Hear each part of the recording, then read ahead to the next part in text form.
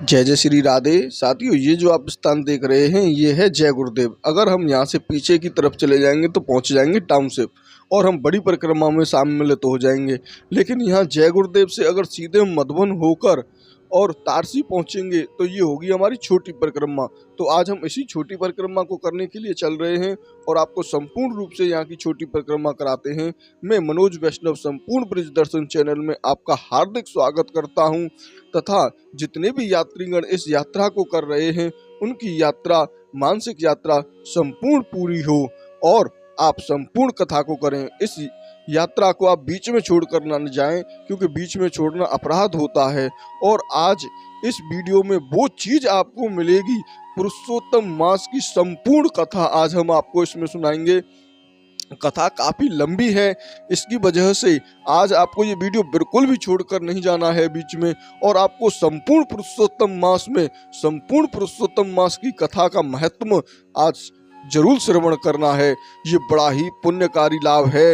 इस कथा को अगर आपने सुन लिया तो आपका जीवन बहुत ही धन्य हो जाएगा, क्योंकि इस तरीके के जो रहस्य हैं वो आप बहुत ही कम लोगों के पास से सुन पाए होंगे, क्योंकि पुरुषोत्तम मास की कथा बहुत लंबी है। तो इस कथा को आप पूरी करें और वीडियो को अंत तक जरूर देखें, बीच में छोड़कर न जाएं। मेरा आज आपसे विशेष अनुरोध है कि आप इस पुरुषोत्तम मास की कथा को सुने। तो मैं प्रारंभ करता हूँ पुरुषोत्तम मास कथा। अब यहाँ पर हो रही है बारिश, आगे मिलेगी हमें बहुत ज़्यादा कीच, और उस कीच में हम कितनी बार गिरे हैं, कितनी बार हमारा कैमरा गिरा है, कितने भक्त गिरे हैं, कैसे कैसे ये यात्रा हो रही है। तो आप ये संपूर्ण कथा सुनेंगे और बीच में यहाँ पर पड़ेगा मधुबन, तो उसके अभी आप दर्शन करेंगे मधुबन के, और हम आपको सुनाते हैं। अब कथा प्रारंभ करते हैं।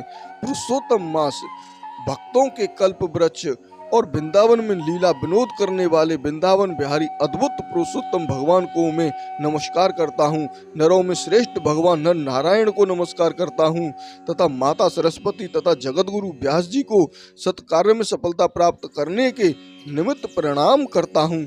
नैमिषारण्य क्षेत्र में यज्ञ करने की इच्छा से बहुत से मुनि आए, जिनके नाम हैं असित, देवल, पेलू, सुमित, पिपलाय, सुमित, काश्यप, जबलु, भृंगु, अंगिरा, वामदेव, सुतीक्षण, सरक्षण, पर्वत, आप, स्तंभ, मांडल्य, अगस्त्य, कात्यायन, रथितन, रिंभु, कपिल, रैम्ब, गौतम, मृगलु, कौशिक, गावल, क्रतु। अब ये जो ऋषि हैं अनेकों ऋषि हैं और इनके जो नाम हैं वो भी काफ़ी ज़्यादा हैं। तो मैं कथा को बढ़ाता हूँ आगे, और ये जितने भी ऋषि मुनि थे ये सभी पहुँचे और ऋषिगण अपने शिष्यों सहित लोक कल्याण करने के विचार से एकत्रित हुए, क्योंकि वो सदैव परोपकार में लगे रहते हैं। वेदानुकूल कर्म करते हुए दूसरों के हित में संलग्न रहते हैं। ये नैमिषारण्य क्षेत्र में यज्ञ शुभ कर्म करने के लिए इकट्ठे हुए थे। इधर सूत जी भी तीर्थों का भ्रमण करते हुए अपने शिष्यों के साथ वहीं पर पहुंच चुके। वहां सूत जी ने संसार सागर से पार उतारने वाले समस्त ऋषिगणियों का दर्शन किया और शिष्यों सहित सबको नमस्कार करके सूत जी आनंद मगन हो गए। ऋषियों ने लाल रंग की वृक्ष छाल पहने, प्रसन्न मुख, शांत सद्गुण युक्त, परमार्थी आनंद स्वरूप परम तत्व के जानने वाले सूत जी को उद्गुर पूर्ण तिलक लगाए। गोपी चंदन की मृतिका से राम नाम और दिव्य शंख और चक्र का छापा लगाए। तुलसी की माला, जटाओं में मुकुट से सुशोभित महा अद्भुत मंत्र का जाप करते हुए सब शास्त्रों के सार के तत्वों के ज्ञाता, सब जीवों का हित करने वाले, इंद्रियों और क्रोध को जीतने वाले, जीव मुक्त जगत के गुरु वेद व्यास जी की कृपा पात्र और व्यास जी के समान की इच्छा तथा विविध गुण संपन्न देखकर समस्त मुनिराज सहसा एक साथ उठकर खड़े हो गए। सभी ने तरह तरह की अद्भुत कथाओं को सुनने की इच्छा से सूत जी को घेर लिया। तब सूत जी ने हाथ जोड़कर प्रणम्य हो गए और ऋषियों को प्रणाम किया। तब ऋषि बोले, परम भगवान सूत जी, आप चिरंजीवी हो, आप हमारे बिछाए हुए इस उत्तम आसन पर विराजिए, क्योंकि आप बहुत थके हुए हैं। ऐसा अनुरोध करके सभी ऋषिगण अपने अपने आसनों पर बैठ गए। तब तपोवृद्ध रोमहर्ष के पुत्र भी सूत जी ऋषियों से आज्ञा लेकर अपने आसन पर बैठ गए। जब सूत जी आसन पर बैठ गए और उनकी थकान दूर हुई, तब मुनियों ने पुनः पुण्य कथा सुनने के विचार से सूत जी से कहा, हे सूत जी, आप महाभगवान हैं, क्योंकि आपने गुरु वेद व्यास जी की कृपा से भगवत रहस्यों का वर्णन करने की शक्ति प्राप्त की है। आप सकुल तो हो ना? न जाने बहुत दिनों के बाद आप नैमिषारण्य में कैसे आ गए? आप वेद व्यास जी के शिष्यों में श्रोमणी, हम सबके पूज्य हो।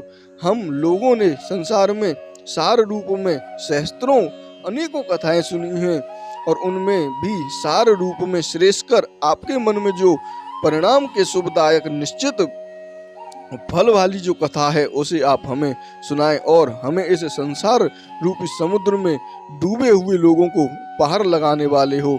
अज्ञान रूपी अंधकार से हमें बाहर निकालो।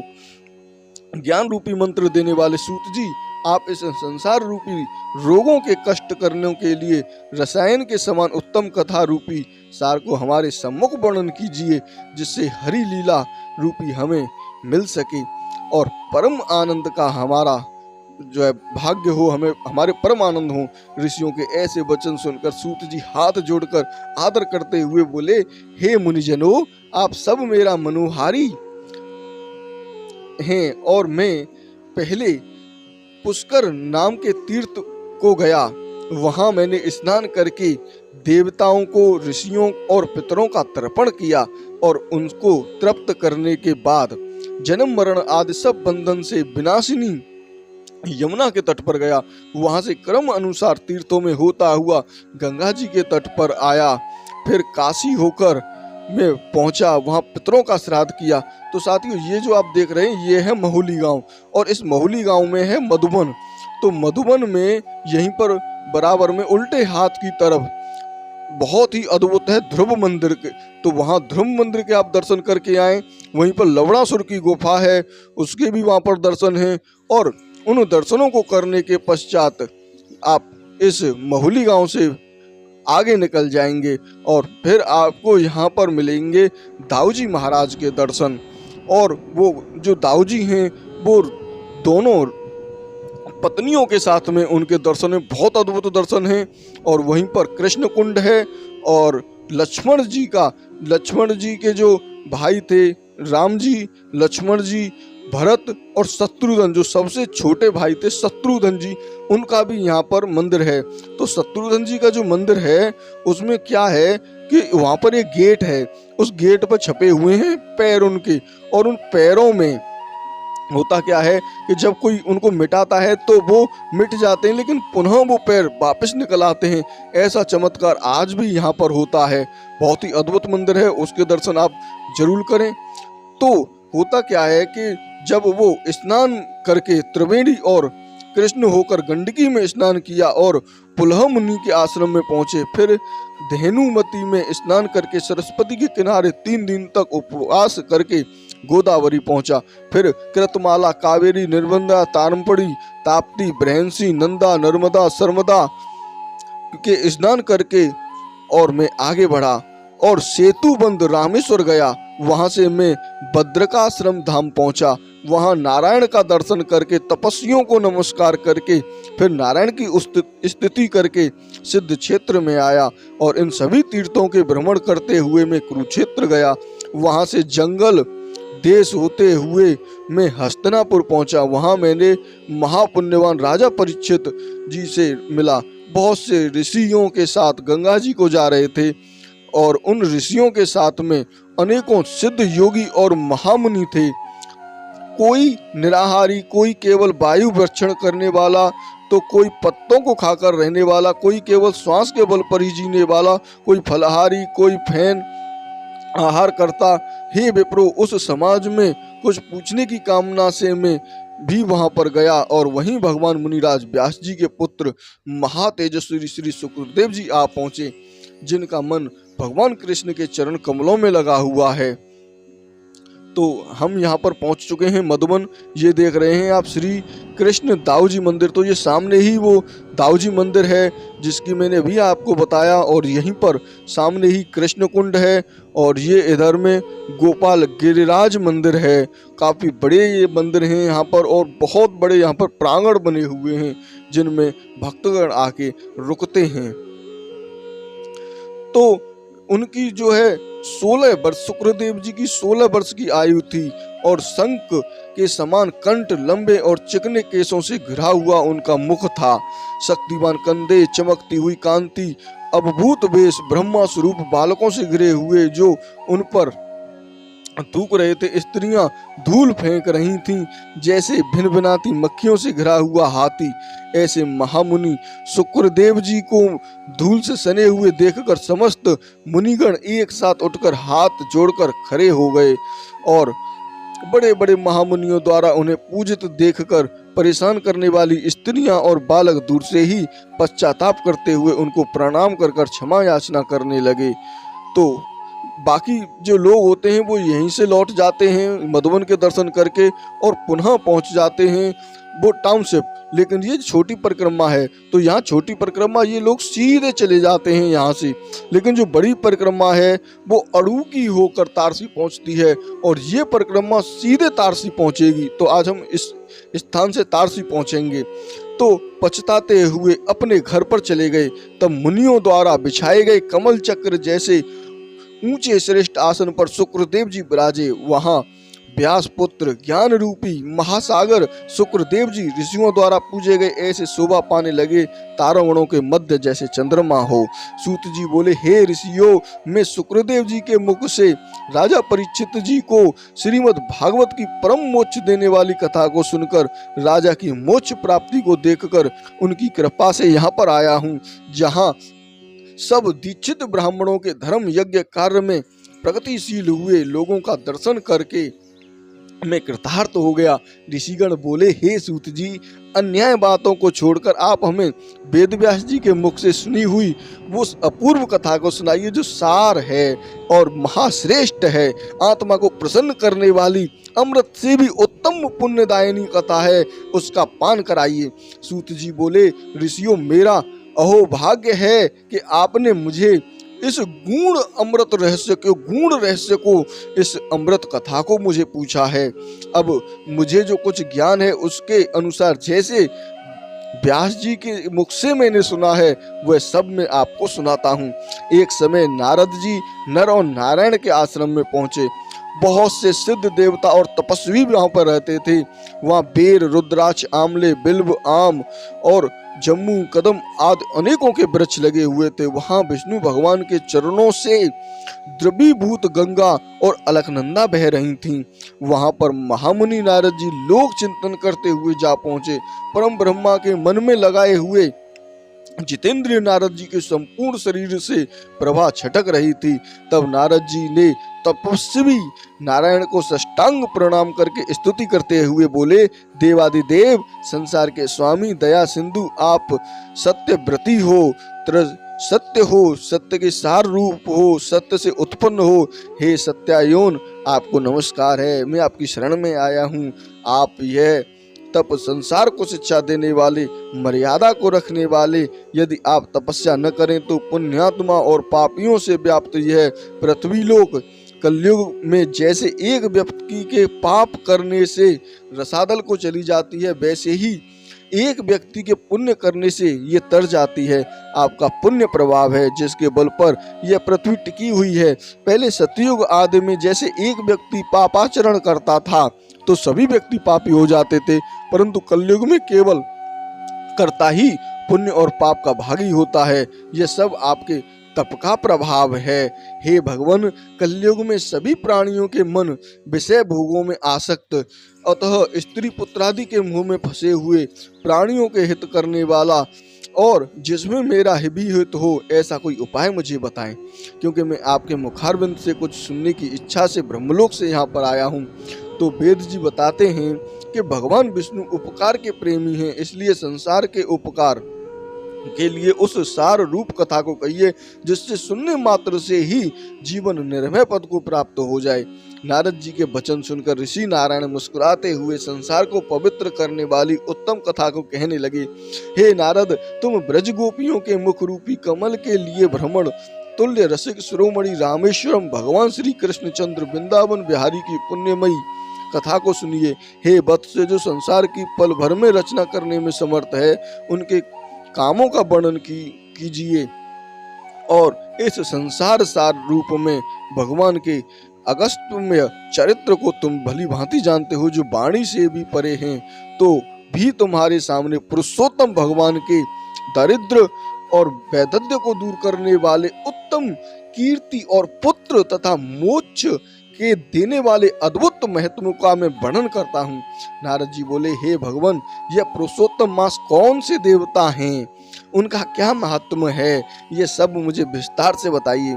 सूत जी बोले, श्री नारायण नारद जी के इन वचनों को सुनकर एक घड़ी के लिए एकाग्रत होकर पुरुषोत्तम देवता का परिचय देते हुए बोले, पुरुषोत्तम नाम एक मास का नाम है, जिसे स्वामी कृपा सिंधु भगवान पुरुषोत्तम ही हैं, इसलिए इनको ऋषि लोग पुरुषोत्तम मास कहते हैं।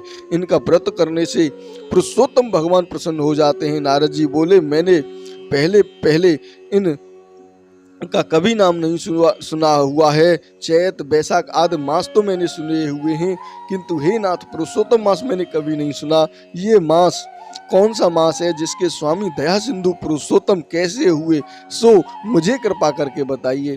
इस मास का क्या स्वरूप है, क्या विधान है, व्रत में क्या करना चाहिए, कैसे स्नान करना चाहिए, कैसे दान करना चाहिए, जप पूजा उपवास आदि क्या साधन हैं, जिसके करने से कौन से देवता प्रसन्न होकर फल देते हैं।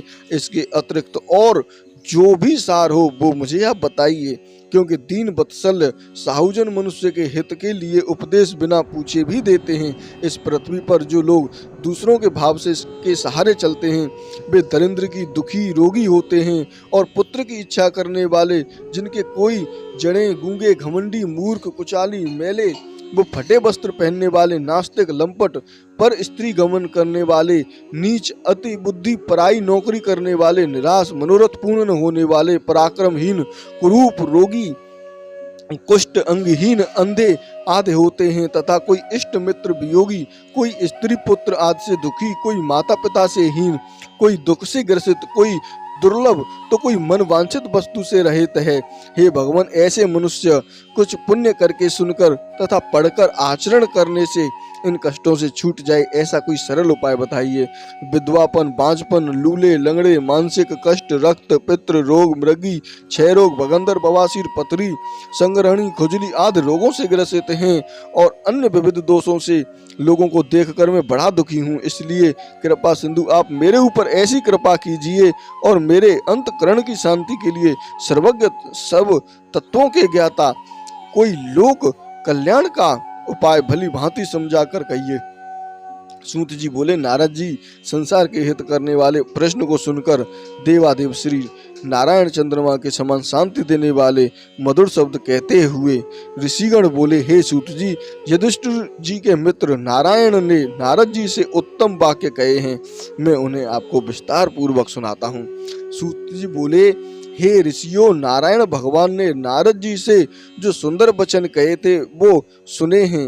वो कहता है कि मैं एकाग्रचित्त होकर सुनूं। श्री नारायण बोले, हे नारद, भगवान कृष्ण ने राजा युधिष्ठिर से कहा था कि वही मैं कहता हूँ। एक समय धर्मराज युधिष्ठिर दुर्योधन आदि के छल से जुए में हार गए, और बड़े बड़े महारथियों के सामने ही दुष्ट दुशासन ने अग्निकुंड से उत्पन्न हुई धर्मपरायण द्रौपदी के बालों को पकड़कर खींचा, और पूरी सभा में उसको बहुत अपमानित किया। जब साड़ी खींचने लगा तब श्री कृष्ण भगवान ने उनकी रक्षा की। तत्पश्चात युधिष्ठिर पांडव राज्य छोड़कर काम्य वन को चले गए, और वहां पांडव लोग वनवासियों की भांति वन वन के फल खाकर अत्यंत दुखी होते हुए रोने लगे। तो साथियों, अभी हम काम्य वन भी पहुंचेंगे, इसी परिक्रमा में काम्य वन में पहुंचेंगे, काम्य वन के संपूर्ण दर्शन कराएंगे आपको। देवकी नंदन श्री कृष्ण भगवान उनको दुखी देखकर मुनियों सहित काम्बक वन को तो चले गए। तब युधिष्ठिर, भीम, अर्जुन श्री कृष्ण भगवान को देखकर मानो देह में प्राण आ गए हों, झट उठे और प्रेम से, बड़ी प्रीति से नकुल सहदेव ने शीघ्र ही उनको चरण कमलों को प्रणाम किया। द्रौपदी ने भी कमजोरी बस धीरे धीरे चलकर प्रणाम किया। श्री कृष्ण ने युधिष्ठिर आदि भाइयों को रूरू इस तरीके के वस्त्र पहने हुए थे, धूल से सने हुए उनके रूखे शरीर और सिर के बाल बिखरे हुए बहुत दुखी रूप में उनको देखा। उसकी अवस्था में द्रौपदी को भी देखा। देखकर भगवान श्री कृष्ण भगवान अत्यंत दुखी हुए जब विधाता श्री कृष्ण भक्त वत्सल भगवान ने धृतराष्ट्र के दुर्योधन सब पुत्रों को भस्म करने के लिए कोप प्रकट किया। तब उनकी भटकुनियां टेढ़ी हो गईं, आंखें चढ़ गईं, करोड़ों महाकाल जैसे उनका मुख विकराल हो गया, मानो प्रलय काल की अग्नि की लपटें हो उठी हों। दांतों को पीसते हुए ऐसा प्रतीत होने लगा मानो त्रिलोकी को अभी भस्म कर देंगे। जिस प्रकार सीता के वियोग में स्वतंत्र होकर रामचंद्र जी को रावण पर क्रोध आया, उसी प्रकार श्री कृष्ण का स्वरूप हो गया। तब अर्जुन श्री कृष्ण के इस स्वरूप को देखकर भय से थरथर कांप उठा और दोनों हाथ जोड़कर युधिष्ठिर तथा द्रौपदी सहित सब उनको प्रसन्न करने के लिए स्तुति करने लगे। अर्जुन बोले, हे कृष्ण, हे जगन्नाथ, हे नाथ, मैं जगत के बाहर नहीं हूँ। हे जगत के रक्षक, आप मेरी रक्षा कीजिए। जिसके दृष्टि टेढ़ी करने मात्र से ब्रह्मा का भी पतन हो जाता है, उसके कोप से क्या नहीं हो सकता, ये कौन नहीं जानता। हे जगतपते, आप संहार करने वाले, अपने क्रोध को त्यागिए। अपने क्रोध से संसार में प्रलय हो जाएगी। आप सब तत्वों के ज्ञाता, सब कारणों के कारण, स्वरूप वेद वेदांग के बीज ईश्वर श्री कृष्ण, मैं आपको नमस्कार करता हूँ। आप ही चराचर जगत के उत्पन्न करता, सब मंगलों का मांगल्य, बीज स्वरूप सनातन हैं। आप अपने रचे हुए विश्व का एक व्यक्ति के अपराध के कारण नाश करेंगे। ऐसा कौन होगा जो मच्छरों को भस्म करने के लिए अपने सब घर को जला देता है। श्री नारायण नारद जी से बोले, शत्रुओं को मारने वाले अर्जुन जनार्दन श्री कृष्ण से ऐसा कहकर हाथ जोड़कर नमस्कार किया। सूत जी बोले, हे ऋषियों, जब श्री कृष्ण भगवान क्रोध को त्याग कर चंद्रमा के समान शीतल हो गए, तब पांडवों ने श्री कृष्ण भगवान को शांत करते हुए थोड़ा सा सुख पाया। प्रेम से प्रफुल्लित होकर मुख को देखकर युधिष्ठिर सबने श्री भगवान को प्रणाम किया और कंदमूल फल से उनकी पूजा की। श्री नारायण बोले, दीन बंधु भक्त वत्सल श्री कृष्ण को प्रसन्न जान प्रेम से मग्न होकर सिर झुका, हाथ जोड़ अर्जुन ने बार बार प्रणाम किया और भगवान से उन्हीं प्रश्नों के बारे में पूछा जिन प्रश्नों को आपने हमसे पूछा है। अर्जुन ने किस प्रकार से प्रश्नों को सुनकर श्री कृष्ण की एक घड़ी में विचार कर मित्र पांडवों को, पति व्रता द्रौपदी को ढांढस बंधाकर हित कारक वचन बोले, हे महाराज, हे शत्रुओं के लिए अजय, अब मेरा उत्तम सुनो। तुम ऐसा जो तुमने प्रश्न किया है उसका उत्तर देने में मैं समर्थ नहीं हूँ। यद्यपि इस प्रश्न का उत्तर गूढ़ से भी गूढ़ और रहस्य, ये जो ऋषियां हैं जितने भी अगस्त्य और हे अर्जुन, मैं तुम्हारी मित्रता और भक्ति के कारण आपको ये अवश्य सुनाऊंगा। अनेकों ऋषि मुनियों को भी मैंने इस कथा को नहीं बताया है, तो इसका उत्तम बड़ा पेचीदा है। क्रम से सुनो। जैसे चैत आदि 8 महीने होते हैं, शुक्ल और कृष्ण पक्ष होते हैं, और लव 60 रेणु, घड़ी 60 पल 24 मिनट, याम 3 घंटे का समय, त्रयाम 3 पहर की रात्रि, 6 ऋतुएं, शिविर बसंत, ग्रीष्म, वर्षा, शरद और हेमंत, मुहूर्त 12 क्षण और 48 मिनट, दोनों अनेय, उत्तरायण और दक्षायण और हायन वर्ष, संवत, सौर, चंद्रमा, सावन और ब्रह्म संपन्न युग, सतयुग, त्रेता युग, द्वापर और कलयुग तथा सभी को लेकर जितने भी कालवाचक हैं, एक की संख्या से लेकर महासंख्यान तक, नदियां, समस्त विश्व की नदियां, सप्त सागर, क्षीर सागर, लवण सागर, दक्षी सागर, धृत सागर, सुरा सागर, इच्छु सागर, स्वाद सागर, हृदय और अगाध जलने वाले कुंड, काली दैन युग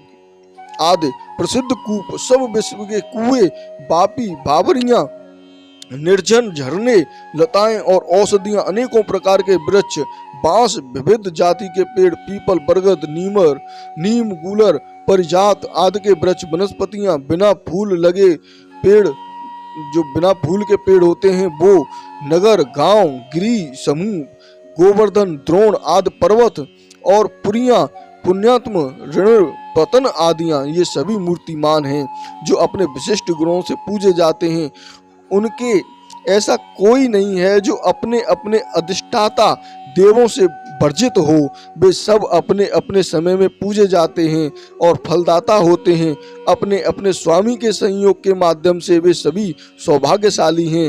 हे अर्जुन, कदाचित उस समय अधिक मास आया, उस समय पर अधिक मास आया और उनको सब लोगों को असहाय निंदित, क्योंकि ये जितनी भी चीजें हैं इन सब के अधिष्ठाता देव थे। और उस समय पर जब अधिक मास आया तो उनके कोई अधिष्ठाता देव नहीं थे, तो उनको सब लोगों ने असहाय, निंदनीय, अपूजनीय, मलमास, रवि कांति से वर्जित ऐसा कहते हुए मल रूप में होने से अछूत और शुभ कार्यों के लिए निंदित होने के कारण कांतिहीन, निरुदोपी, अत्यंत दुखी, थकित शरीर, चिंता से घिरा हुआ मन, मलिन मुर्दा की तरह हृदय में धैर्य धारण मलमास मेरी शरण में बैकुंठ में आया और वहीं पर मुझे उसने प्रणाम किया और मेरे बैकुंठ में पहुंचा। अंत ग्रह में हुआ वो मुझे विहीन भाव से दिखाई दिया और तब अमूल्य रत्नों से जनित स्वर्ण के सिंहासन पर मैंने उसे बैठाया। मुझे देखकर वह दंडवत प्रणाम करके और नियमित होकर हाथ जोड़े नेत्रों से आंसुओं छोड़ता हुआ धैर्य धारण कर और मेरे सामने हाथ जोड़कर उसने गदगद वाणी से प्रार्थना करने लगा। सूत जी बोले, इस प्रकार वह नारायण कहकर शांत हो गया। तब नारद जी ने ये सुनकर फिर नारायण नारायण कहने लगे कि अधिक मास जगत के पापों को हरने वाले, योगियों को भी दुर्लभ भक्ति से प्राप्त होने वाले, पूर्ण रूप विष्णु के पवित्र लोक में जाकर संसार को अभय देने वाले ब्रह्मा रूप मुकुंद के पद कमल की शरण पाकर क्या बोला, तो आप सुनिए, ध्यान पूर्वक सुने। श्री नारायण बोले, हे नारद जी, मैं लोक हित के नियम से भगवान हरि से अधिक मास ने जो कहा सो कहता हूँ, तुम सावधान होकर सुनो। अधिक मास बोला, हे नाथ, हे कृपा निधे, हे हरे, मैं मलमास बलवानों से तिरस्कार होकर मैं यहाँ पर आया हूँ, फिर आप मेरी रक्षा क्यों नहीं करते? मैं उन लोगों के शुभ कर्म से वर्जित, अनार्थ और हमेशा घृणा से देखा जाता हूँ। अब आपकी वह दयालुता कहाँ से आएगी? यह कठोरता कैसे हुई? हे भगवान, आपने अग्नि रूप दुष्ट कंस से जलती हुई देवकी की रक्षा की, वैसे ही मुझे शरणागत की रक्षा क्यों नहीं करते? हे दीन वत्सल, जैसे दुशासन के दुखों से द्रौपदी की रक्षा की, वैसे ही मेरी रक्षा क्यों नहीं करते? कृपा करके आप मुझे बताइए। हे प्रभु, जैसे आपने यमुना में, काली दह में और नागराज के महाविष से गोप और गोपिकाओं की रक्षा की, वैसे ही हे रक्षक मुझे दीन की रक्षा क्यों नहीं करते? हे दीन वत्सल, जैसे ग्वालों और उनकी स्त्रियों को दावानल से जलते समय वन में रक्षा की, वैसे ही मेरी रक्षा क्यों नहीं करते? हे दीन वत्सल, जैसे आपने जरासंध की कैद से बंदी राजाओं की रक्षा की है, वैसे ही मुझ शरण में आए हुओं की रक्षा क्यों नहीं करते? हे दीन प्रतिलापक, जिस प्रकार से ग्रह के मुख में गजराज की रक्षा की, वैसे ही मुझे शरणागत की रक्षा क्यों नहीं करते? हे इस प्रकार से भगवान से कहकर स्वामी रहित मलमास श्री कृष्ण भगवान के आगे आंसू बहाता हुआ उदास और चुप हो गया। तब अत्यंत द्रवीभूत हे कृपालु हरि आगे बढ़े और मलिन मुख मलमास से बोले, हे पुत्र, तुम अत्यंत दुखी हो। तेरा ऐसा क्या दुख है जिससे तू इतना पीड़ित हो रहा है? तू सोच मत कर, मैं तेरा दुख दूर कर दूंगा। तू मेरी शरण में आया है और महादुखी और पलित भी सोच नहीं करता, फिर तू यहाँ आकर क्यों सोच में डूबा हुआ है? तुझको दुखी देखकर यहाँ से बैकुंठवासी विस्मित हो गए हैं। तू क्यों मरने की इच्छा करता है? सो कहकर नारायण बोले, भगवान के ऐसे प्रिय वचन सुनकर मलमास जैसे सिर से बोझ उतारकर कोई लंबी लंबी श्वास लेता हुआ इस प्रकार से श्वास लेकर मधुसूदन भगवान से बोला, हे प्रभु, आप घट घट के वासी हैं, सब जानते हैं, आकाश की भांति संसार में व्याप्त हैं। आप चराचर पति विष्णु के हैं, सबके साक्षी हैं, विश्व दृष्टा हैं। आप निरंतर निराकार रूपी में सब प्राणियों की व्यवस्था में स्थिर रहते हो। अतः हे जगन्नाथ, आपके बिना कुछ भी नहीं है। मुझ अभागे की पीड़ा को क्या आप नहीं जानते हो? तो हे नाथ, दुखी रूपी बंधन से बंधा हुआ जैसे कष्ट किसी को कभी न हुआ हो, न सुना हो, न देखा हो, सो आपसे कहता हूँ।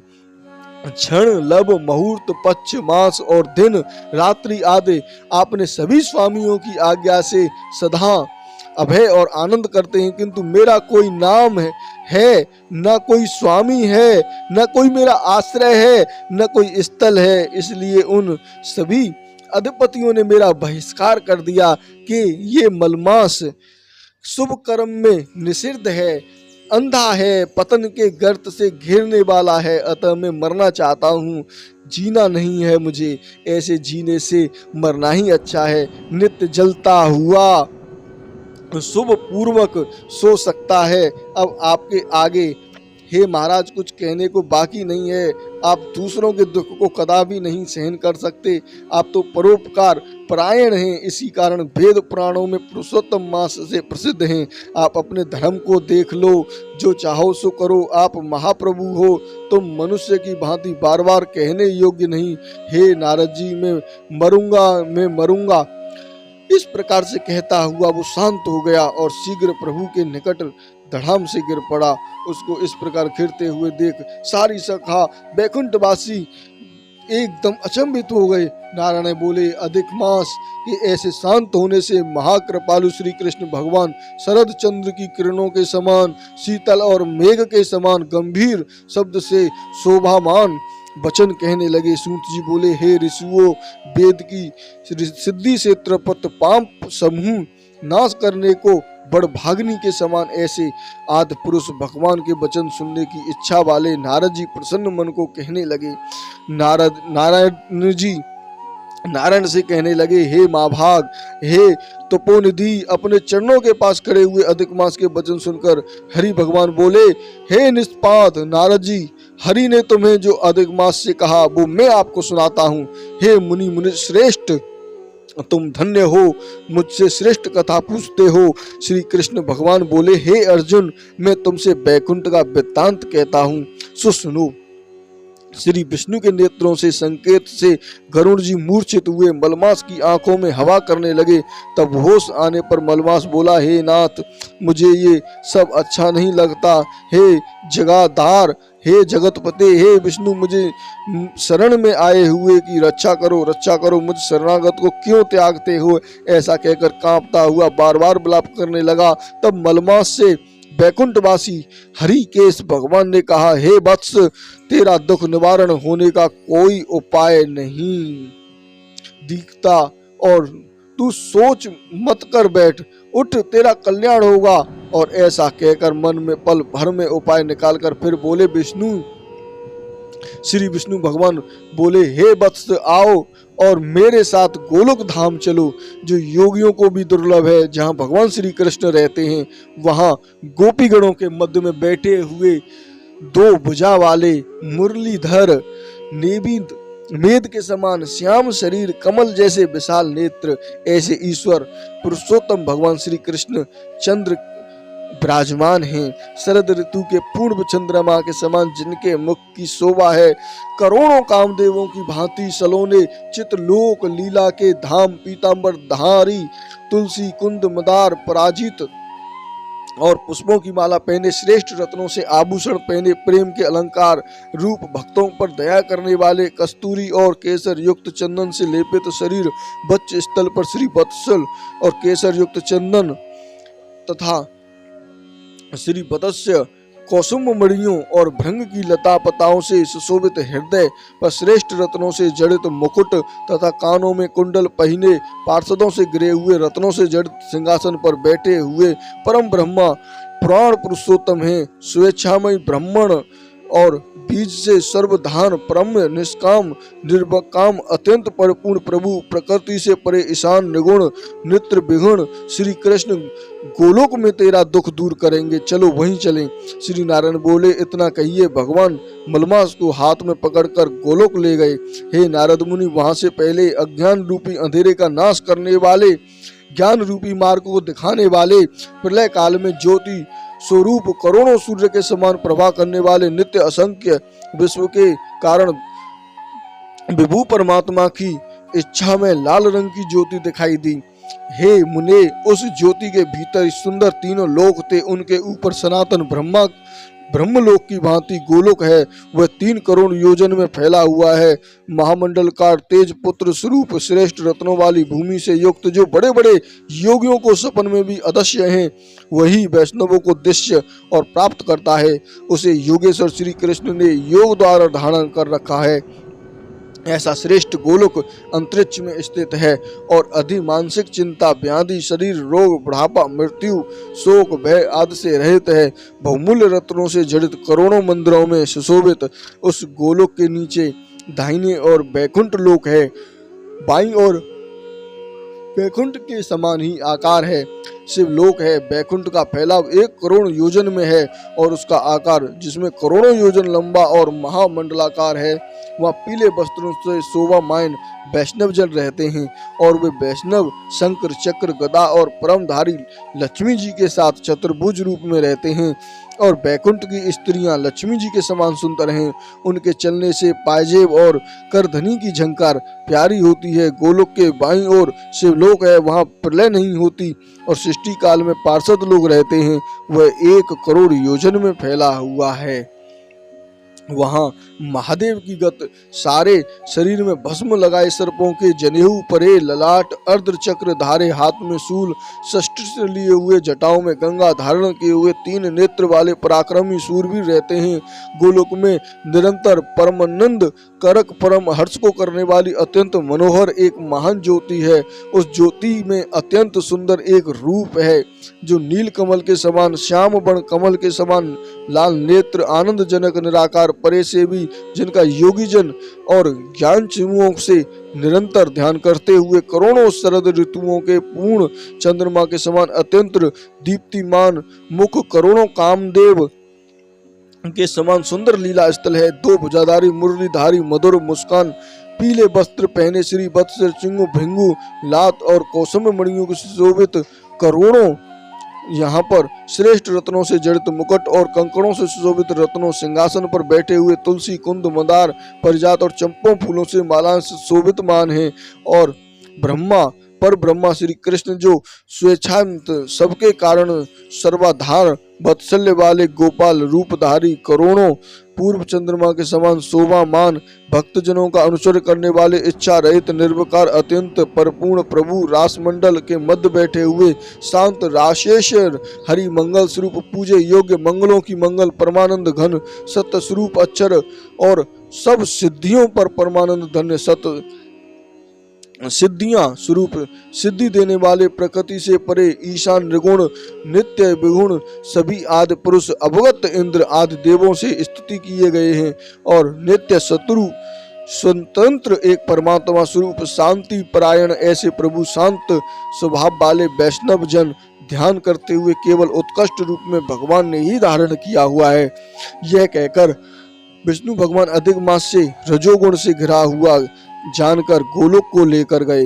सूत जी बोले, सतकर्म ग्रहण करने वाली वाणी कहकर जब नारायण चुप हो गए, तब नारद जी पुरुषोत्तम मास से कहा उत्सव संबंधी नई नई कथा सुनने की अभिलाषा से नारद जी बोले, हे पाप ऋषवर, विष्णु भगवान ने गोलोक में जाकर क्या किया, सो कृपा करके मुझसे कहो। श्री नारायण बोले, हे नारद, अधिक मास सहित विष्णु जब गोलोक में गए तब वहां जो हुआ सो कहता हूँ, सुनो। गोलोक में मणियों के खम्भों से शोभित सुंदर ज्योति धाम, जो विष्णु भगवान से दूर से ही देखा, उस ज्योति धाम से इतना प्रकाश निकल रहा था कि भगवान विष्णु की आंखें चकाचौंध हो गईं, जिससे उनके नेत्र बंद हो गए।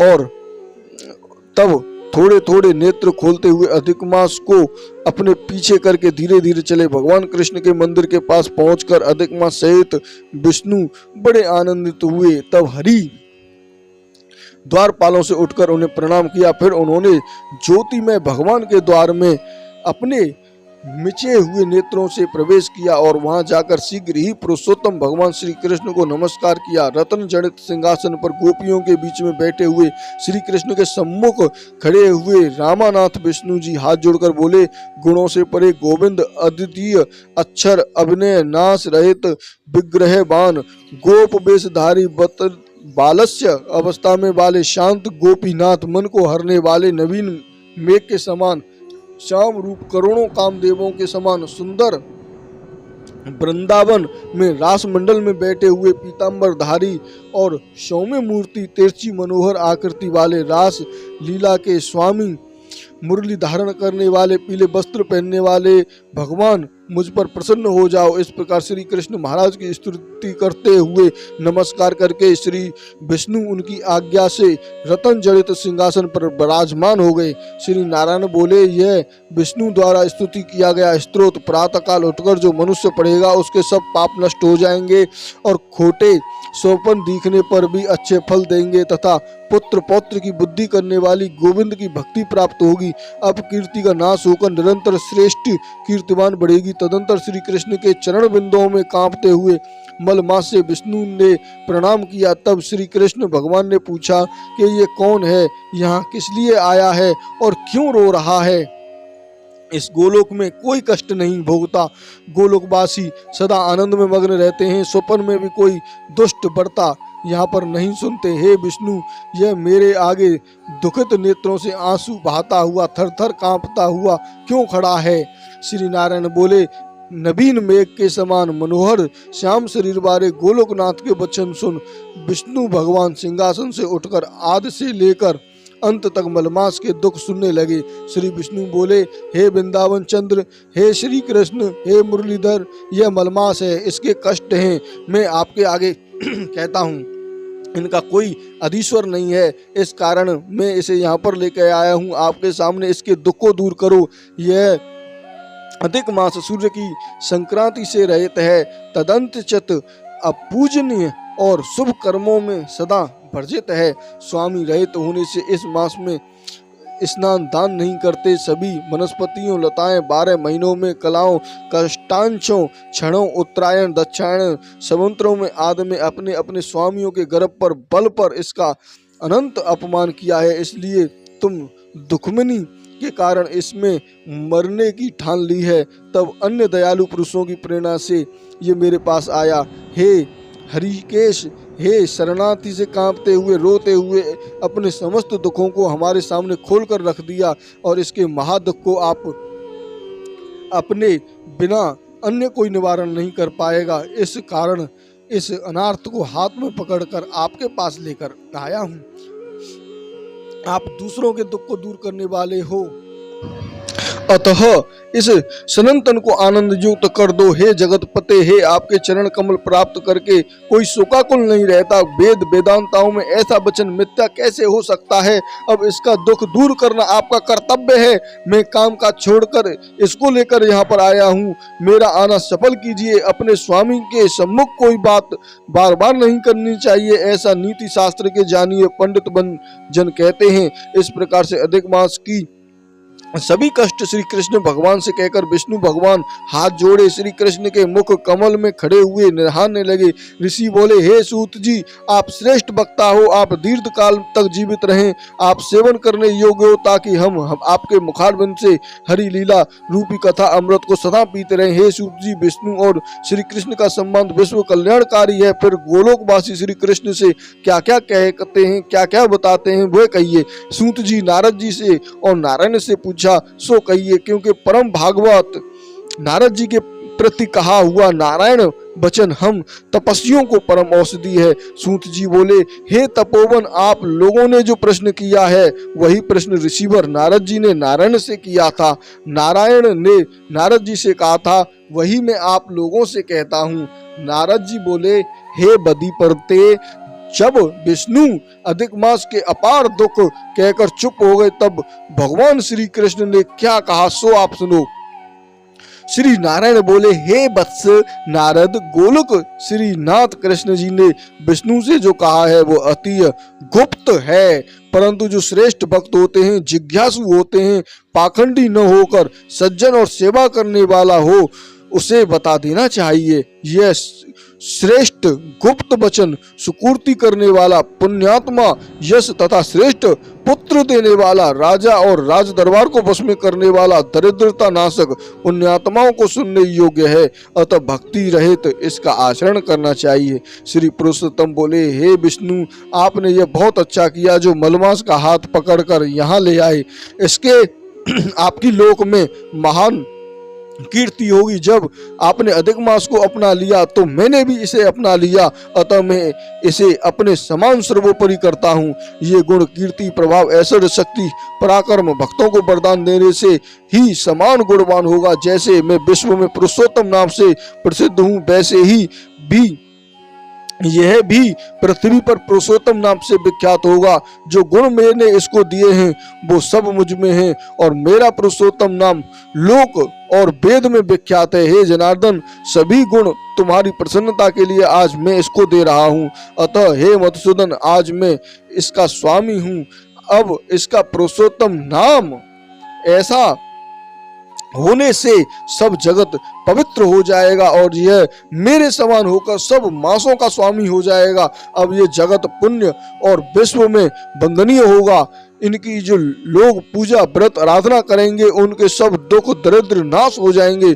12 महीने सकाम, परंतु मैंने इसको निष्काम कर दिया। जैसे मैं प्राणियों का मोक्ष दाता हूँ, वैसे ही मैं इसे मोक्ष का दान देने वाले लोग इसके में पूजा करेगा तो उसको मोक्ष मिलेगा।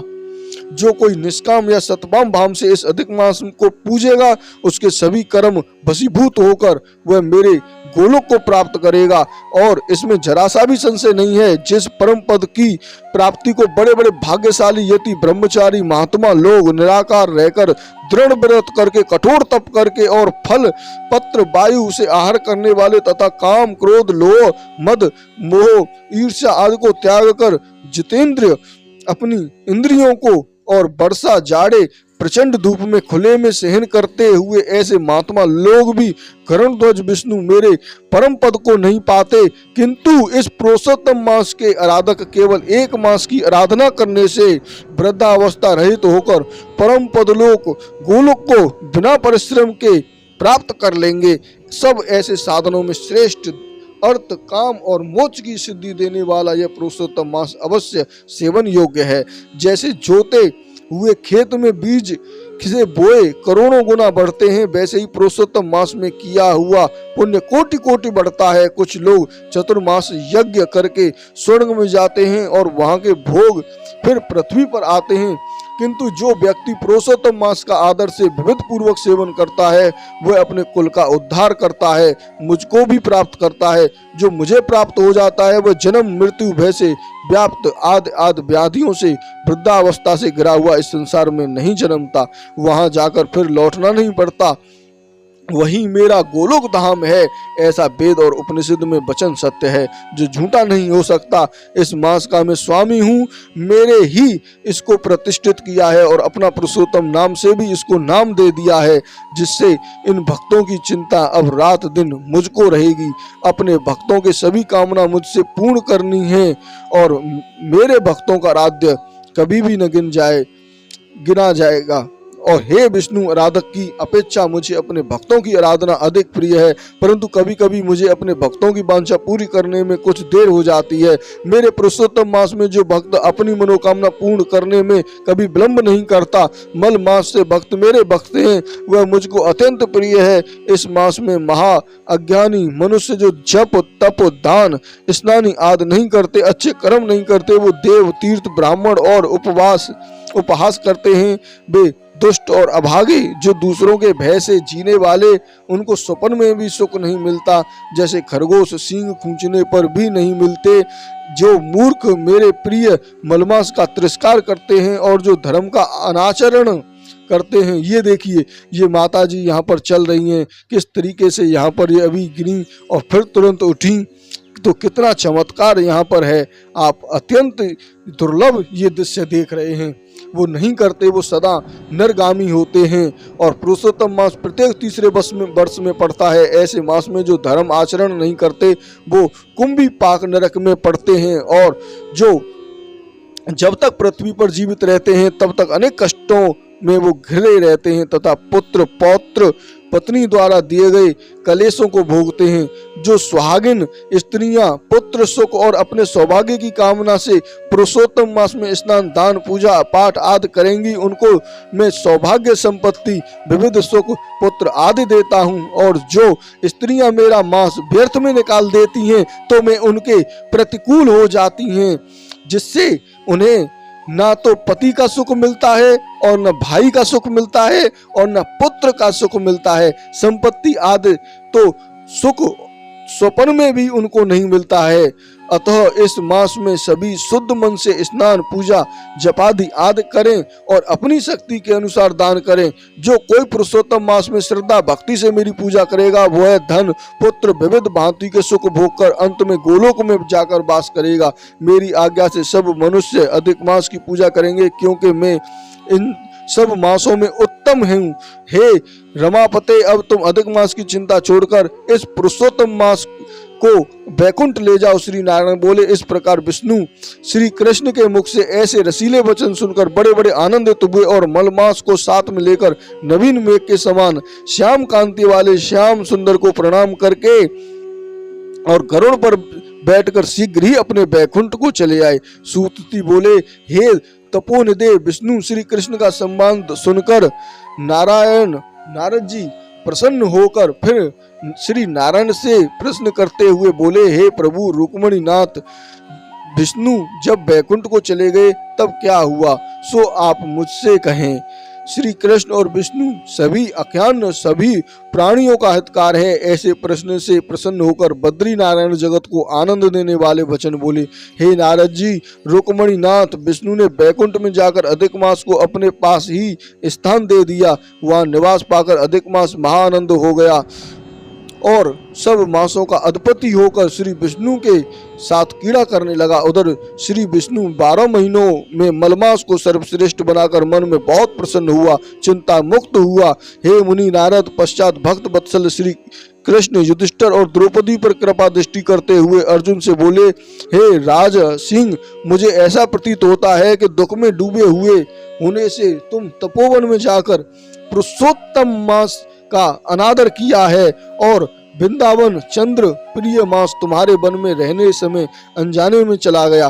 भीष्म द्रोण और कर्ण के भय के कारण तुम लोगों को आने वाले तीसरे वर्ष के पुरुषोत्तम मास का भी ज्ञान नहीं रहा। वेद व्यास जी से प्राप्त विद्या की आराधना में लगे भयंकर युद्धशाली अर्जुन ने इंद्रकालीन पर्वत राधा रमण, हे प्रचंड भुजाओं से दैत्यों को मारने वाले, हे अति उग्र दावानल को पान करने वाले, हे गोप कुमारियों को उतारे हुए वस्त्रों को हरण करने वाले, हे श्री कृष्ण, हे गोविंद, हे मुरारी, हे राधेश्वर, हे दामोदर, हे दीनानाथ, मेरा बारंबार आपको नमस्कार है। मैं इस भवसागर में डूब रहा हूँ, मेरी रक्षा करो।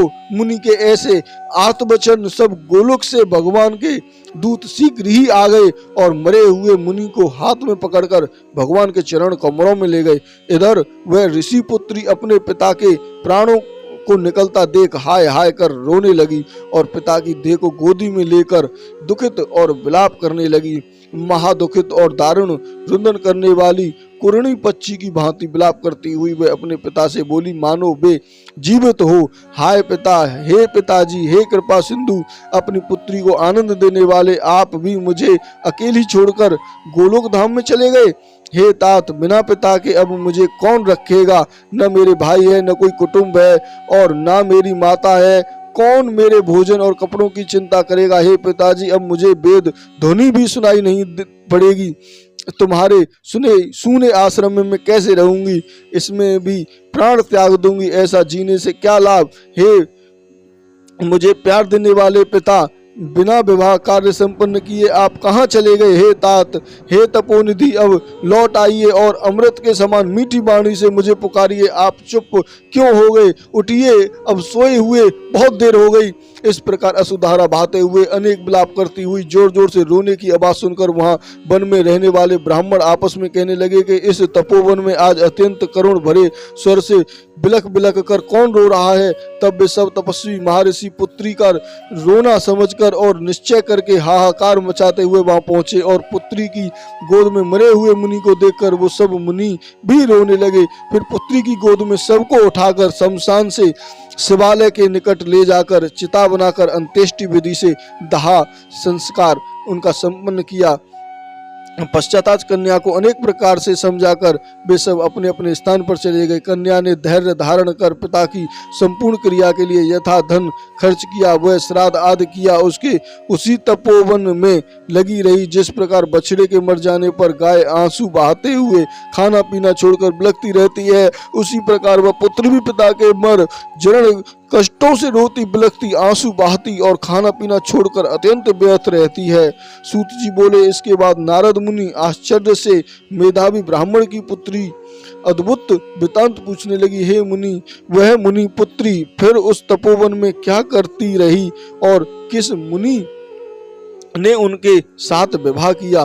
श्री नारायण बोले कि वहां उस पुत्री को अपने पिता की रह रहकर याद आ रही थी और वो बार बार शोक करते हुए उसके कई वर्ष बीत गए और उस सूने आश्रम में उसकी दशा ऐसी हो गई कि अपने झुंड में से बिछुड़ने पर हिरनी की हो जाती है।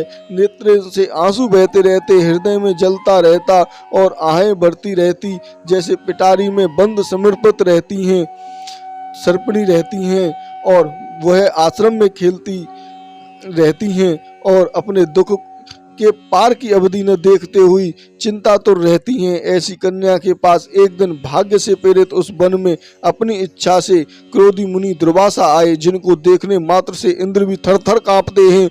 ऐसे जटाजूट धारण किए मानो साक्षात शिव ही हों। श्री कृष्ण बोले, हे युधिष्ठिर, जिन्होंने बालावस्था में तुम्हारी माता कुंती से सम्मानित होकर प्रसन्न होकर देवताओं को आकर्षण कर देने वाली विद्या उन्हें दी थी और जिन्होंने हे राजन मुझको भी सब देवताओं से पूजित रुक्मणी सहित बैलों के स्थान पर रथ में जोता था। श्री नारायण बोले, हे नारद, दुर्वासा को रथ में बैठाकर वो दोनों रथ खींचने लगे। तब राह चलते चलते बड़ी तेज प्यास से रुक्मणी जी के तालू और ओष्ठ सूखने लगे। तब जल पीने की इच्छा से रुक्मणी ने मुझे इशारा किया। तब कंधे पर रथ का जुआ रखे हुए चलते चलते मैंने अपने पैर के अग्रभाग को धरती को दबाकर भोगवती नदी को प्रकट किया, जिससे वह नदी ऊपर बहने लगी और उतने ही जल से हे महाराज मैं रुक्मणी की भरी प्यास को बुझाया। यह देखकर मुनि दुर्वासा को तत्क्षण महाक्रोध उत्पन्न हुआ और प्रलय काल की अग्नि के समान उठकर कुपित ऋषि ने मुझे श्राप दिया कि अहो श्री कृष्ण, तुम्हें रुक्मणी की अत्यंत प्रिय है, तुमने उसके प्रेम के कारण अपना महत्व दिखाते हुए मेरा निरादर कर उसे पानी पिलाया, इसलिए तुम दोनों में परस्पर वियोग होगा। हे युधिष्ठिर, ऐसा उन्होंने श्राप दिया। वही दुर्वासा ऋषि साक्षात रुद्र अंश से उत्पन्न मानो प्रलय काल के रुद्र के समान हो। अति ऋषि के अग्र तप रूपी कल्प वृक्ष के अतिश्रेष्ठ फल और सती शिरोमणि अनसुईया के गर्भ से उत्पन्न अतीव मेघावी दुर्वासा नाम के मुनि मानो साक्षात तपस्या ही मूर्तिमान अवतार लिया हो। उनके तीर्थों के जल भीगी जटाओं से भूमित मुनि ने आते हुए देखकर कुमारी ने शोक सागर में खड़ी दैर्ध्यता पूर्वक मुनि के चरणों में प्रणाम किया। जैसे जानकी जी वाल्मीकि मुनि को अपने आश्रम में लाई थी, वैसे ही वह दुर्वासा मुनि को अपने आश्रम में लेकर आई। आद्य पद्र वन के फलों और नाना प्रकार के पुष्पों का स्वागत करने की अनुमति ली। आदर से उनकी पूजा की। फिर हे राजन नित्य निर्मक बोली, हे महाभाग, हे अतिवंश सूर्य, आपको नमस्कार है। मुझे दुर्भागिनी के आश्रम में कैसे पधारे? आपके आगमन से मेरा भाग्य उधर हुआ अथवा मेरे पिता के पुण्य प्रभाव से प्रेरित होकर मुझे समझाने आए हो? आप मेरे महात्माओं के दर्शन करने से, तीर्थ रूपी चरणों की रज स्पर्श करने से मेरा जन्म और व्रत दोनों सफल हो गए। ऐसा कहकर वह कन्या उनके आगे चुपचाप खड़ी रही। तब शिव के अंश से उत्पन्न दुर्वासा मुनि कुछ हंसकर बोले, हे पुत्री, साधु, तूने अपने पितृकुल का उद्धार किया है। यह मेघा ऋषि के श्रेष्ठ तप का ही फल है जो तुम मेरी कन्या का जन्म हुआ है। जैसे मेरी कन्या का जन्म हुआ है, मैं कैलाश से तेरी धर्म प्राणायत जानकर तेरे आश्रम में आया हूँ और तुम्हारे द्वारा सम्मानित हुआ हूँ। हे ब्राह्मणे, मैं अब नारायण के देव सनातन मुनि दर्शन करने शीघ्र ही बद्री कारक आश्रम जा रहा हूँ। वहां से लोक कल्याण उग्र तप कर रहे हैं। कन्या बोली, हे ऋषि, आपके दर्शन से ही मेरा शोक रूपी समुद्र सूख गया। हे मुनिवर, आपने सांत्वना दी कि तेरा भविष्य अत्यंत उज्जवल है, परंतु हे मुनिराज, मैं शोक की ज्वाला में जल रही हूँ। हे कृपा सिंधु, हे कल्याणकारी, क्या आप उसे नहीं जानते? उस दुखानगी को बुझाने का कोई उपाय कहिए। मेरे विचार से कोई भी हर्ष उपजाने वाला नहीं दिखता। मेरे माता पिता भाई आदि कोई भी नहीं है जो मेरे दुख रूपी समुद्र को बचा सके। कैसे जीऊं? जिधर देखती हूँ उधर ही मुझे सूना सूना दिखाई देता है। तपोनिधि, शीघ्र ही मेरे दुख का निवारण का कोई उपाय कीजिए। और मुझे भी विवाह करने के लिए तैयार नहीं होता। यदि उस समय पर विवाह नहीं हुआ तो मैं धर्म भ्रष्ट हो जाऊंगी और इसका मुझे महाभय है। इसी कारण रात को निद्रा नहीं आती और ना भोजन में रुचि है।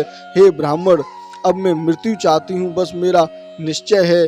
ऐसा कहकर वो रोती हुई मौन हो गई। तब दुर्वासा उसके दुख का उपाय विचारने लगे। श्री नारायण बोले, इस प्रकार मुनि कन्या के वचन सुनकर अभिप्राय समझकर दुर्वासा मुनि उनके कल्याण का विचार करके अत्यंत कृपा दृष्टि से उनकी हितकारी वचन बोले। नारद जी बोले, तपोनिधि महा तेजस्वी क्रोधी दुर्वासा ने विचार कर ऋषि कन्या को हितकारी उपाय बताया, सो मुझसे कहो। सूत जी बोले, हे ब्राह्मणों, नारद का प्रश्न सुनकर श्री नारायण हे नारद बोले, सुनो, मेधावी ऋषि की पुत्री का दुख दूर करने के लिए कृपालु मुनि ने गुप्त उपाय कहा, वह मैं कहता हूँ। दुर्वासा बोले, हे सुंदरी, सुन गुप्त से। गुप्त ये एक उपाय है जो तुमसे कहता हूँ, जो किसी से कहने योग्य नहीं है, परंतु तुमसे विस्तार पूर्वक कहकर संक्षेप में कहता हूँ। हे सुभगे, इस मास में जो तीसरा मास आएगा वह पुरुषोत्तम मास है। हे रमणी, उस मास में तीर्थ में स्नान कर लेने से मनुष्य भ्रूण हत्या के पाप से भी छूट जाता है। इसकी कार्तिक आदि 12 महीने में तुलना नहीं कर सकता है। सब मास पक्ष जितने पर्व दिवस हैं वे सब पुरुषोत्तम मास की 16वीं कला के समान, और वेद में जितने साधन और जितने परम पद प्राप्ति के साधन कहे वो सब उसी 16वीं कला के बराबर नहीं है। 12,000 वर्ष तक गंगा स्नान करने से, सिंह की बृहस्पति से, गोदावरी में एक बार स्नान करने से जो फल प्राप्त होता है, हे सुंदरी, वही फल कहीं भी एक बार पुरुषोत्तम मास में स्नान कर लेने से प्राप्त हो जाता है। श्री कृष्ण के प्रिय इस पुरुषोत्तम मास में स्नान दान जप करने से मन वांछित फल की प्राप्ति होती है। इसलिए तुम शीघ्र ही पुरुषोत्तम मास की आराधना शुरू कर दो। मैं भी इसका सेवन किया है। हे बाले, एक समय की बात है जब मैंने क्रोधित होकर राजा अम्बरीश को भस्म करने के लिए कृत्या नाम की राजसी भेजी थी, तब हरि भगवान ने अपना तेजों में जलता हुआ चक्र मुझे भस्म करने के लिए मेरे पीछे भेज दिया, परंतु मेरे पुरुषोत्तम मास के व्रत करने से सुदर्शन चक्र वापस चला गया। हे सुंदरी, उस चक्र में त्रिलोकी को भस्म कर देने की शक्ति है, परंतु वो मेरा कुछ भी नहीं बिगाड़ सका। तो और मुझे बड़ा आश्चर्य हुआ सुभगे कि इससे तुम श्रीमान पुरुषोत्तम मास का सेवन करो, तुम्हारे दुर्भाग्य के दिन फिर जाएंगे। और मुनिराज मुनि कन्या से ऐसा कहकर चुप हो गए। तब श्री कृष्ण बोले, हे युधिष्ठिर, दुर्वासा के वचन सुनकर नहार बस वह मूर्ख मुनि बाला मन में क्रोध कर मुनि श्रेष्ठ दुर्वासा से बोली, हे ब्राह्मण, हे मुनिवर, आपका कथन मुझे अच्छा नहीं लगा। क्या माद आदि निसार हो गए? क्या कार्तिक मास का महत्व कम हो गया? यह समझाकर बताइए। क्या वैशाख मास इच्छित फल नहीं देता? क्या सदा शिव से लेकर जितने भी देवता हैं आराधना करते हैं इच्छा फल नहीं देते? पृथ्वी से सूर्य देवता जिनके प्रत्यक्ष दर्शन करते हैं और अंबिका देवी मनोरथ पूरी नहीं करती, व्याधि पीति योग और शिवादि देवताओं का उल्लंघन करने से पुरुषोत्तम मास की प्रसन्नता करते हो? क्या आपको लज्जा नहीं आती? यह मलिन मास तो सब कर्मों से निंदनीय है। हे मुनि, सूर्य संक्रांति रहित मल मास को आप श्रेष्ठ कहते हो? सब दुखों से पार करने वाले श्री हरि को मैं जानती हूँ। हे भूदेव, मैं रात दिन विचार करके यह देखती हूँ कि जानकी जीवन राम और पार्वती पति शंकर ने भी बड़ा अन्य कोई देवता नहीं है जो मेरा दुख को दूर कर सके। हे विप्रे, हे मुनि, मैं इनको छोड़कर मलमास क्यों पूजूं, क्यों आराधना करूं? ब्राह्मण पुत्री के मुख से यह सुनकर क्रोधी मुनि का शरीर क्रोध से जलने लगा, नेत्र लाल हो गए, तो भी दुर्यात होकर मित्र की पुत्री को श्राप नहीं दिया। सोचने लगे, यह मूढ़ बुद्धिहीन अपना हित अनहित को नहीं जानती, पुरुषोत्तम महत्व को पंडित लोग भी नहीं जानते, फिर कम बुद्धि वाले व्यक्ति और विशेष करके कुंवारी कन्या कैसे जाने। यह बिना माता पिता की अनार्थ बालिका है, दुख रूपी अग्नि से तपित यह मेरा अत्यंत उग्र श्राप कैसे सह पाएगी। यह सोचकर मन में दया के कारण क्रोध को दूर करते हुए मुनि शांत चित्त होकर कन्या से बोले, अरे अबोध बालिका, मित्र की कन्या होने के कारण मैं तुझ पर कुपित नहीं हो रहा हूँ और जो अच्छा लगे वही है।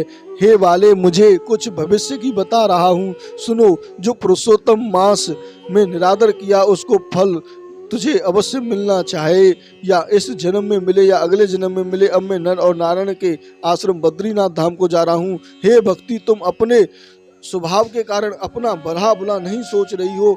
यह मेरा बहुत समय बीत चुका है। अशुभ और होन अनहोन हार को कोई नहीं मिटा सकता।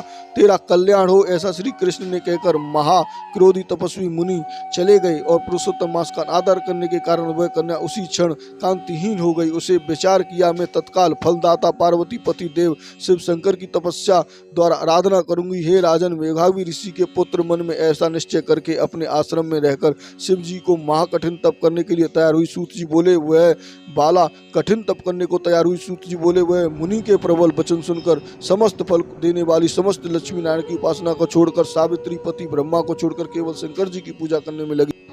तो ये कथा अभी हमारी पूर्ण नहीं हुई है। ये कथा भाग नंबर 3, छोटी परिक्रमा भाग नंबर 3 में पूरी होगी और ये काफी बड़ी कथा है, पुरुषोत्तम मास की कथा है। इसको आप ज़्यादा से ज़्यादा लोगों के पास शेयर करें, क्योंकि अगर आपने ये अंत तक वीडियो सुना है और देखा है, इस पुरुषोत्तम मास की महिमा सुनी है, तो आगे भी आप इस महिमा को पूरी सुने, क्योंकि ये कथा पुरुषोत्तम मास चल रहा है। पुरुषोत्तम मास में ये कल्याण करने वाली कथा है, अद्भुत कथा है। तो आप शेयर करना ना भूलें। राधे राधे, बांके बिहारी लाल की जय और ये तालबन बिहारी लाल की जय। जय जय श्री राधे, जय जय श्री राधे, बांके बिहारी लाल की।